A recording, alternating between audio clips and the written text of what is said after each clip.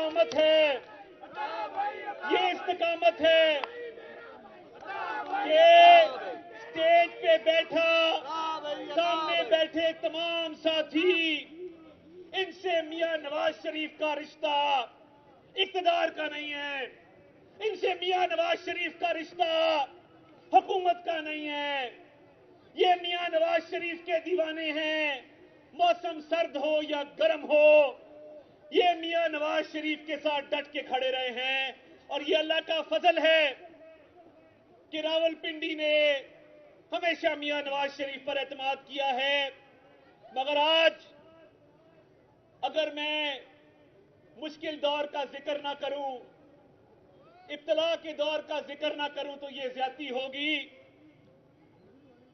रावलपिंडी आज आप देखें कि रावलपिंडी की जो खिदमत मुस्लिम लीग नून ने की, और मुझे ये कहने में कोई आर नहीं है कि जदीद रावलपिंडी का मेमार हनीफ अब्बासी मेरे भाई यहां बैठे हैं। मुश्किल तरीन दौर में जो मुश्किल इनके ऊपर आई वो किस वजह से आई? वो इसलिए आई कि इन्होंने और बाकी तमाम साथियों ने, चौधरी तनवीर साहब ने, मलिक अबरार साहब ने, ज़ियाउल्लाह शाह ने, बाकी जो साथी यहां मौजूद हैं, इनका कसूर क्या था कि इन्होंने रावलपिंडी इंस्टीट्यूट ऑफ कार्डियोलॉजी बनाया? इनका कसूर क्या था कि रावलपिंडी में मेट्रो बस बनी? इनका कसूर क्या था कि रावलपिंडी में प्ले ग्राउंड बने? इनका कसूर क्या था कि रावलपिंडी के अंदर यूरोलॉजी इंस्टीट्यूट बना? इनका कसूर क्या था कि ये उस चोर के खिलाफ, उस खाइन के खिलाफ जो आज जेल में है, उसके खिलाफ केस करना इनका कसूर था।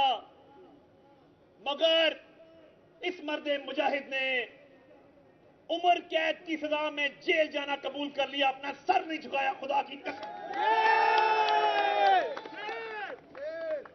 और मैं जानता हूं कि रावलपिंडी के एक एक मियां नवाज शरीफ के साथी पे क्या क्या मुश्किलात आई।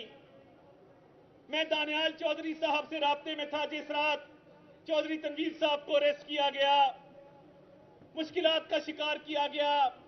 इन लोगों ने सिर्फ ये कुर्बानी नहीं दी कि ये जेल गए हैं, माली नुकसान बर्दाश्त किया। खानदान के खानदान जिनके प्यारे जेलों में थे, उनसे पूछे उन पे क्या गुजरती थी और कसूर क्या था कि हम नवाज शरीफ के पैरोकार हैं, हमने उसके तामीर और तरक्की के एजेंडे को आगे लेकर चले हैं। नवाज शरीफ का कसूर क्या था?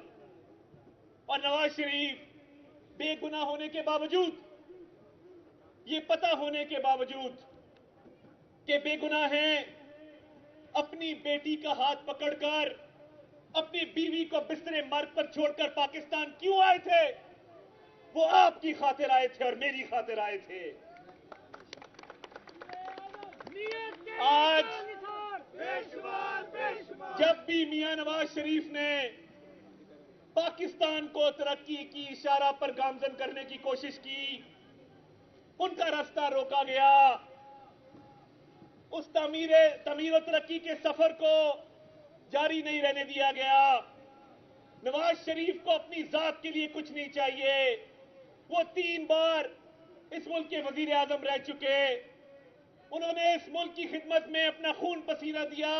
पूरे पाकिस्तान में देख ले, जहां जहां आपको तमीर और तरक्की के निशान नजर आएंगे, उस पे नवाज शरीफ की मोहर नजर आएगी, खुदा की कसम।